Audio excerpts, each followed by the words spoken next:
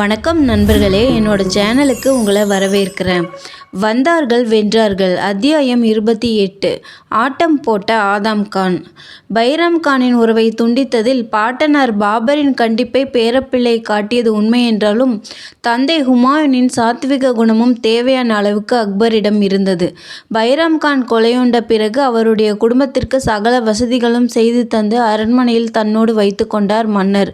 பைரம் கானின் 4 வயது மகன் அப்துர் ரஹீமுக்கு கார்டியனாகவும் இருந்தார். பிற்பாடு அக்பரின் அரசவையில் அலங்கரித்த மிக திறமையான பிரபுக்களில் ஒருவராக அப்துர் ரஹீம் முன்னேறிய பெருமை பெற்றது வேறு விஷயம். பைரம் கானின் மறைவுக்கு பிறகு ஓராண்டு கழித்து அரண்மனைக்குள் யார் நுழைந்து பார்த்திருந்தாலும் எதிர்காலத்தில் அக்பர் மாமன்னர் என்று உலக புகழ் பெறப்போகிறார் என்று சத்தியமாக ஒரு பேச்சுக்கு கூட சொல்லியிருக்க மாட்டார்கள். அந்த அளவிற்கு நிலைமை தேவதைகளின் கையில் சிக்கி சீரழிந்திருந்தது. தன்னை கைப்பாவையாக ஆக்கும் அரண்மனை சதித்து திட்டங்களை திட்டவட்டமாக சமாளிக்க முடியாமல் அக்பர் சற்று திணறியது என்னவோ நிஜம். தலைமை துர்தேவதையாக இருந்தவள் செவிலித்தாய் மகாம் அங்கா. அவளுக்கு பிறந்தது ஆதம் கான் என்னும் ஒரு மிருகம். பொறுப்புணர்ச்சி எதுவும் இல்லாமல் பேயாட்டம் மட்டுமே போடத் தெரிந்த இந்த வெறியனை பைரம் கான் இருந்த இடத்திற்கு கொண்டு வர விரும்பினாள் ஆதம் கானின் தாய் மகாம் அங்கா. ஆரம்ப கட்டத்தில் குழப்பத்தில் இருந்த அக்பருக்கு ஆதம் கானை ஒரு தளபதியாக பதவியில் அமர்த்தி மால்வா பிரதேசத்திற்கு ஒரு படையுடன் அனுப்பினார். மால்வாவை ஆண்டு வந்த பஸ் பகதூர் ஒரு உல்லாச பேர்வழி. அரண்மனைக்குள் சர்வதேச அழகிகள் மாநாடு நடக்கிறதோ என்று எண்ணும் அளவிற்கு அவரது அந்தப்புறம் வடக்கே பிரசித்தி பெற்றிருந்தது. மனிதர் உச்சஸ்தாயில் பிரிக்காக்களை உதிர்த்து பிரமாதமாக பாடுவார். இந்தியில் அருமையான கவிதைகளும் இயற்றுவார். அப்போதும் அழகிகள் அவரை சூழ்ந்த வண்ணம் இருந்ததால் பஸ் பகதூரிடமிருந்து சரமாரியாக வந்தது அநேகமான காதல் கவிதைகளே என்பதை சொல்ல தேவையில்லை. பகதூரின் அந்தப்புறத்தில் சொக்க வைக்கும் அழகுடன் அலங்கார தேவதையாக வளைய வந்தவள் ரூப்மதி. பார்ப்பவர்களிடம் நாடி துடிப்பை உடனடியாக அதிகரிக்க செய்த இந்த பேரழகியை அங்கம் அங்கமாக வர்ணித்து மன்னர் பாடிய கிளுகிளுப்பூட்டும் கவிதைகள் இன்றளவும் மால்வா பகுதியில் பிரபலம். என்ன செய்ய, ஆஸ்தான கவிஞராக இருக்க வேண்டியவர் மன்னராக இருந்ததுதான் பிரச்சனையாக போய்விட்டது. அதற்கேற்ப முகலாய படை ஊருக்குள் வெகு அருகில் வரும் வரை பகதூருக்கு தகவல் இல்லை. காலம் கடந்த நிலையில் சொகுசான தலையணையிலிருந்து வெளிப்பட்ட பஸ் பகதூர் பயந்து பதுங்கவில்லை என்பதையும் சொல்லியாக வேண்டும். ஆனால் அவசர கோலத்துடன் வீரர்களை திரட்டி முகலாய படையுடன் மோத முடியுமா? போர் நீடித்து சில மணி நேரங்களே. காயங்களுடன் காட்டுக்குள் தப்பி ஓடுவதற்குள் பஸ் பகதூர் தன் விசுவாசமான சில வீரர்களிடம் கீழ்கண்டவாறு ஆணையிட்டார்.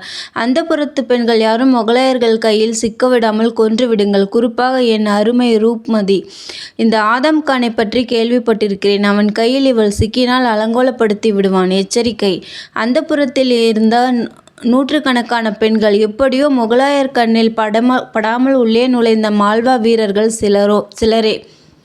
இவர்களால் விரைவாக செயல்பட்டு தங்கள் மன்னரின் ஆணையை வெற்றிகரமாக நிறைவேற்ற முடியவில்லை. பல பெண்கள் நடுநடுங்கி போய் அங்குமிங்கும் ஒளிந்து கொண்டிருந்தது பெரும் பிரச்சனையாக இருந்தது. அதற்குள் ஆதம் கானின் படை உள்ளே நுழைந்து விட்டது.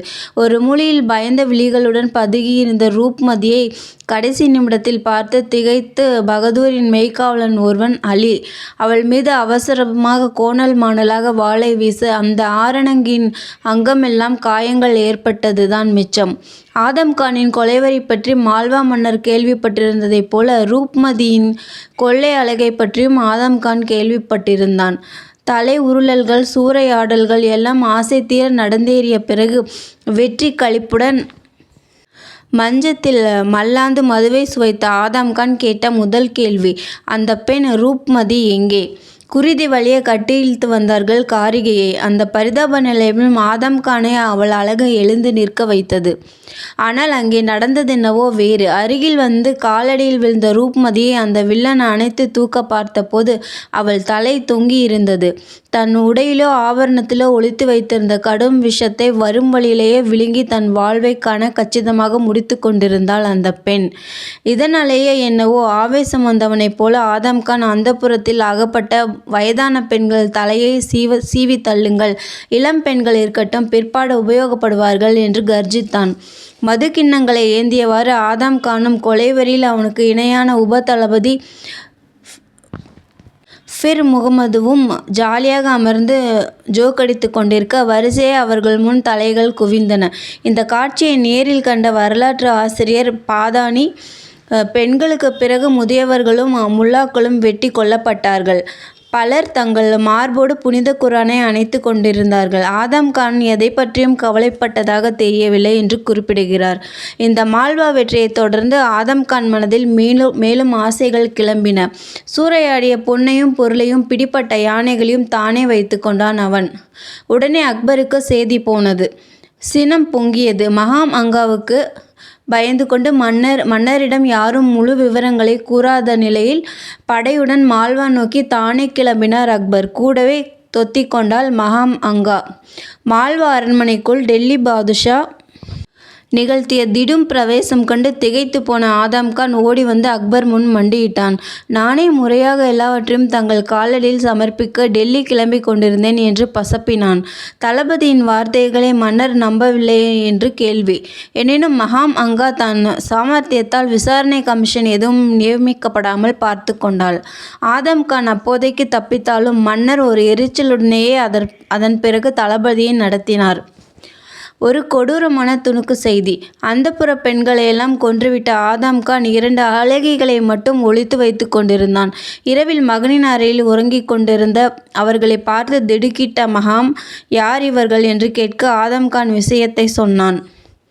முட்டாள், நாளை அக்பரிடம் இவர்கள் தப்பிச் சென்றால் நீ போட்ட வெறியாட்டமெல்லாம் சந்தி சிரிக்குமே, பிறகு உன் கதி என்னாகும் என்று பதட்டப்பட்ட அவள் தூக்கத்தில் இருந்த அந்த பெண்களை கழுத்தை நெரித்து கொலை செய்தாள்.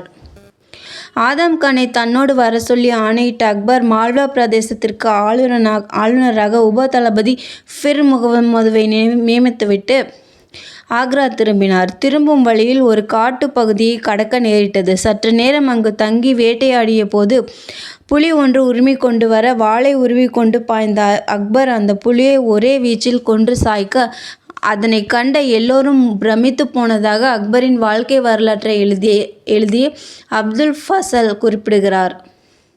ஒருவேளை ஆதம் கான் மீது மன்னருக்கு இருந்த கோபமெல்லாம் புலி மீது திரும்பி இருக்கலாம்.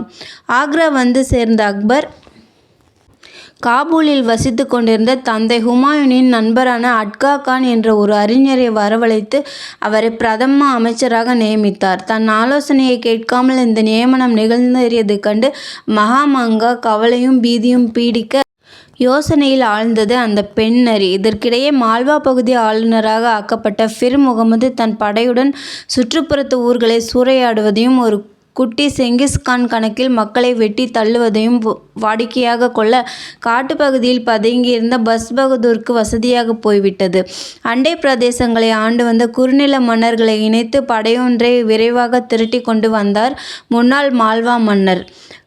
நடந்த போரில் ஃபிர் முகமது தோற்றுப்போய் ஒரு குதிரையில் ஏறி தப்பிக்க பார்த்தான். அவனை பஸ்பகதூரின் வீரர்கள் துரத்த வழியில் குறுக்கிட்ட நர்மதா நதியை கடக்க பார்த்த ஃபிர் முகமதுவை குதிரையோடு சேர்த்து வெள்ளம் அடித்து கொண்டு போனது. மால்வா மறுபடியும் பஸ்பகதூர் கைக்கு போய்விடவே அக்பர் தலையில் அடித்து கொண்டு இன்னொரு படையை அனுப்ப வேண்டியதாயிற்று. போரில் தோற்று சிறைப்பட்ட பகதூர் அக்பரின் சரணாகதி அடைய மன்னிப்பு கிடைத்தது. அதற்கு பிறகு அக்பரின் அரசவையில் ஒரு முக்கிய பிரமுகராக செல்வாக்குடன் பல ஆண்டுகள் வாழ்ந்து காலமானார் பஸ்பகதூர். 1562 பிறந்தது. புத்தாண்டு அக்பரின் தனிப்பட்ட வாழ்க்கையிலும் முகலாய ஆட்சியிலும் ஒரு பெரும் திருப்பத்தை ஏற்படுத்தியது. இந்த திருப்பம் ஏற்படுத்திய விளைவுகள் சரித்திர பிரசித்தி பெற்றவை. ஆஜ்மீரில் இருந்த குவாஜா மொயினுதீன் சிஷ்டி என்ற ஞானியின் கல்லறைக்கு சென்று வணங்குவதற்காக அக்பர் ஜனவரி மாதம் அந்த ஊருக்கு சென்றார். அப்போது அருகில் இருந்த ஜெய்ப்பூருக்கு மன்னர் வருகை தர அவரை மிகுந்த மரியாதையோடு வரவேற்றார் ராஜபுத்திர மன்னர் ஃபார்மால். அதைத் தொடர்ந்து இந்திய மக்களுக்கு வியப்பும் மகிழ்ச்சியும் தந்த ஒரு நிகழ்ச்சி நடந்தது. ராஜபுத்திர மன்னரின் மகளும் முகலாய பாதுஷாவும் கண்ணோடு கண் நோக்க அது திருமணத்தில் முடிந்தது. ஜெய்ப்பூர் இளவரசியின் தம்பி பகவான் தாஸ் அக்பருடைய முக்கிய அமைச்சர்களில் ஒருவராக நியமிக்கப்பட்டார். இப்படியாகத்தான் முதல் முறையாக ராஜபுத்திர முகலாய உறவு துளிர்விட்டது. அது மட்டுமல்ல, இந்த ராஜபுத்திர மனைவி மூலம் அக்பருக்கு பிறந்தவர்தான் பிற்பாடு பட்டத்திற்கு வந்த ஜஹாங்கீர். பாதி ராஜபுத்திரரான ஜஹாங்கீரும் ராஜபுத்திர பெண்களை மணந்து கொண்டது பிற்பாடு. வர வர அக்பர் தன் பிடியில் இருந்து நழுவுவது செவிலித்தாய் மகாம் அங்காவுக்கு புரிந்தது. ஆத்திரத்தில் தூக்கமெழுந்த அந்த பெண்மணி, புதிய பிரதம அமைச்சர் அட்கா கானை தீர்த்து கட்டினால்தான் சரிப்படும், பிறகு ஆதம் கானை அந்த இடத்திற்கு கொண்டு வர வேண்டும், சிபாரிசு செய்யலாம் என்று முடிவு கட்டினாள். ஆனால் இந்த விஷயத்தில் தாயை விட அவசரப்பட்டான் ஆதம் கான். மிகுந்த பொறுப்புடனும் நேர்மையுடனும் பணியாற்றிய அட்கா கான் ஒரு நாள் காலை நெருங்கிய நண்பர்களுடன் அமர்ந்து புனித குர்ஆன் ஓதிக் கொண்டிருந்த போது உள்ளே வெறியோடு புகுந்த ஆதம் கான் அந்த முதியவரின் மார்பில் பலமுறை வாளை பாய்ச்சி கொன்றான். கூடியிருந்தோர் பதறி அலற திரும்பி ஓடினான் அந்த கொலைகாரன். அப்போது பக்கத்து அறை கதவு திறந்தது. ஏதோ சத்தம் கேட்டு வெளியே வந்து நின்றவர் மன்னர் அக்பர். தரையில் பிரதம அமைச்சர் இரத்த வெள்ளத்தில் இறந்து கிடக்க காட்சியை பார்த்த அக்பர் திகைத்து போனார். வினாடியில் விஷயத்தை யூகித்த மன்னரின் கரம் இடையிலிருந்த வாளை உருவியது. தான் அரசர் என்ற நினைப்பு வர மறுபடியும் வாளை உறைக்குள் போட்டு கொண்ட அக்பர் கண்கள் சிவக்க நிமிர்ந்த ஆதம் கானை பார்த்தார். ஏன் இப்படி நடந்தது என்று கேள்வி மன்னரிடமிருந்து உருமலாக வெளிப்பட்டது. பாதுஷா, எங்களை மன்னியுங்கள், அதாவது வந்து என்று நடுங்கி குளறிய வண்ணம் தன் கையை நீட்டியவாறு அக்பரை நெருங்கினான் ஆதம் கான். அவனை மேலே பேச விடாமல் மின்னல் வேகத்தில் முஷ்டியை உயர்த்தி அக்பர் வீசிய குத்து பேரிடியாய் அவனை தாக்க மல்லாந்து விழுந்தான் மகாம் அங்காவின் மகன். நடந்த கொடுமையை கூடியிருந்தோர் கலங்கிய வண்ணம் பாதுஷாவிடம் விவரித்தார்கள். உடனே காவலர்கள் அழைக்கப்பட்டனர். அக்பர் ஆணையின்படி ஆதம் கானின் கால் அவன்களையும் கைகளையும் கயிற்றால் கட்டினார்கள். அவனை அலாக்காக உப்பரிகைக்கு தூக்கி சென்றார்கள். கீழே மைதானத்தில் இருந்த சில தளபதிகளும் மற்ற வீரர்களும் திகைப்போடு அண்ணாந்து பார்க்க, கீழே வீசி எறியுங்கள் அவனை என்றார் அக்பர். சுமார் 40 அடி உயரத்திலிருந்து தூக்கி எறியப்பட்டு எலும்புகள் முறிந்து படுகாயப்பட்டும் ஆதம் கானின் உயிர் போகவில்லை. மறுபடியும் மேலே ஆதம் கானை தூக்கி வர செய்து 2ஆம் முறையாக அவனை தூக்கி போட செய்தார் அக்பர். விழுந்த வினாடியில் இந்த முறை மண்டை பிளந்து செத்துப்போனான் ஆட்டம் போட்ட அந்த தளபதி. மகாமங்காவை அழைத்து வர சொன்னார் அக்பர். நடந்த கொடுமைகளையும் ஆதம் கானுக்கு தான் அளித்த தண்டனையும் பற்றி அவரே விவரித்தார். அந்த பெண்மணியின் கனவு கோட்டைகள் சரிந்தன. அதிலிருந்து பித்து பிடித்தவளைப் போல ஒரு இருட்டறையில் முடங்கி கிடந்த மகாமங்கா சில வாரங்கள் இறந்து போனாள். பைராம் கானுக்கும் மன்னருக்கும் இடையே நிலவிய நல்லுறவு அகன்று சுமார் 2 ஆண்டுகளுக்கு மகாமங்காவின் செல்வாக்கு டெல்லியை அலைக்கழித்ததாக கூறப்படுகிறது. இந்த காலகட்டத்தை ஆங்கிலேய வரலாற்று ஆசிரியர்கள் சிலர் உள்பாவடை ஆட்சி, பெட்டிகோட் கவர்மெண்ட் என்று வர்ணிக்கிறார்கள். ஆனால் ஆதம் கானுக்கு நெருங்கியவர்கள் கூட மன்னரிடம் வாலாட்டவில்லை என்பதும், பிறகு இந்த வகையான இடையூறுகள் எதுவுமில்லாமல் அக்பர் ஆட்சி ராஜபாட்டையில் கம்பீரமாக பயணிக்க ஆரம்பித்தது என்பதும் உண்மை. மன்னருடன் நேரடியாக மோதுவதற்கு ராஜபுத்திர மாவீரர்கள் சிலர் மட்டும் காத்திருந்தனர். ஒரு வீராங்கனையும் தான். நன்றி. அடுத்த காணொளியில் சந்திப்போம்.